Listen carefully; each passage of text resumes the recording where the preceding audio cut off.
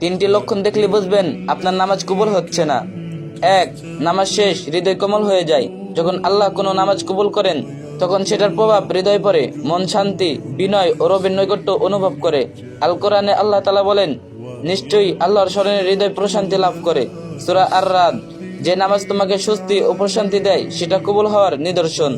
2. কাজকর্মে পরিবর্তন দেখা যায়। রাসূল সাল্লাল্লাহু আলাইহি সাল্লাম বলেছেন, নামাজ অশ্লীলতা ও অন্যায় থেকে বিরত রাখে। সূরা আনকাবুত।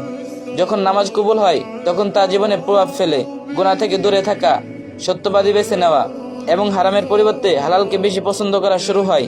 এটা নিখুঁত হওয়া নয়, বরং ধীরে ধীরে কল্যাণের দিকে অগ্রসর হওয়া। 3.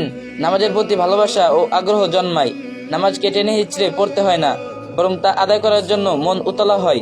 ফজরের নামাজ হালকা মনে হয়, সিজদা মিষ্টি লাগে, আর আল্লাহর সামনে দাঁড়ানো সেই মুহূর্তগুলোকে হৃদয় খুঁজতে থাকে। যত বেশি